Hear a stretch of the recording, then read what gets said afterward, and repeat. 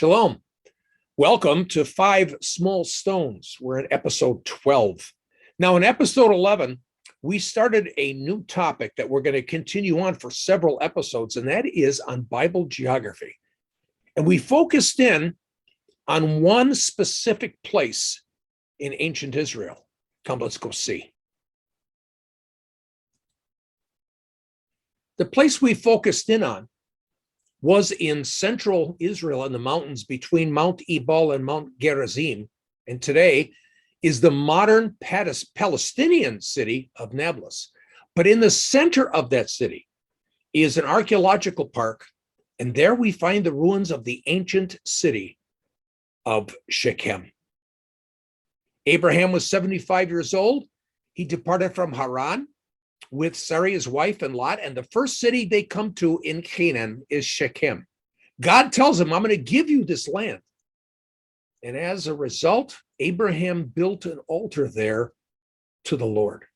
And what's very interesting is something awesome occurred in Haran before they came here. Now, Haran's about 377 miles northeast of Damascus. Here we see the mud brick walls dated to the early Bronze Age, probably dated to Abraham's day.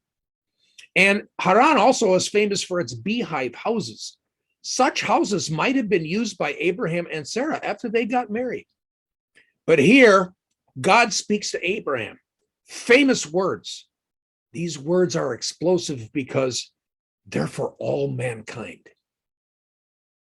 So in Genesis 12, 1 through 3, we read, Now the Lord said to Abraham, Go forth from this country and from your relatives and from your father's house to the land which I will show you. I will make you a great nation, and I will bless you and make your name great.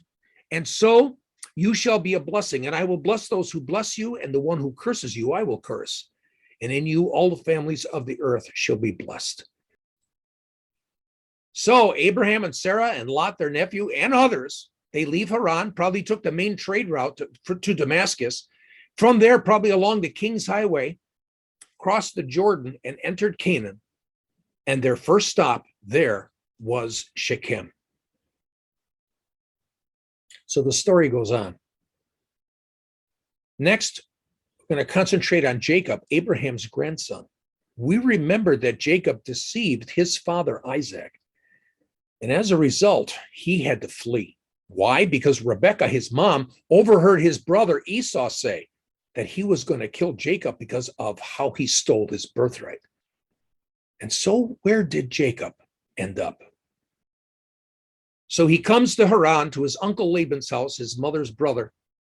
There, we read in Genesis 29, he's on the journey. He meets a bunch of men at the well. They're from Haran. And later on, Rachel shows up at that well with their father's sheep because she was a shepherdess. He fell in love with Rachel, but as you remember, he had to marry Leah first, then Rachel. They had a bunch of kids. He was in service to his uncle Laban for 20 years.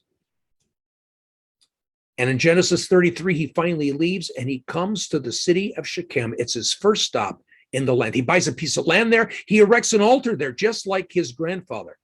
This old picture could actually possibly be the well that tradition says that Jacob dug. It's now housed in the Greek Orthodox Church in Nablus. You can actually visit there. Is it Jacob's well? We don't know for sure. That's just a Bible tradition. But what's very interesting is Shechem comes into play again. So first, it's Abraham and Sarah. They come with the four promises of God. The four promises of place and people and a position and a purpose. Next is Jacob and his family. God promised Abraham descendants, and now we see this family show up. The foundation of the nation of Israel. From them will come the 12 tribes, and from the 12 tribes will become the nation of Israel. We're seeing God's promises are becoming real in front of our eyes here at the ancient city of Shechem. So what's next? Who's going to show up at Shechem to actually continue this demonstration of God's redemption plan? And why Shechem? Well, we'll continue this in episode 13. So until then, go in the shalom of Jesus, Lord, God, the Messiah, the Christ.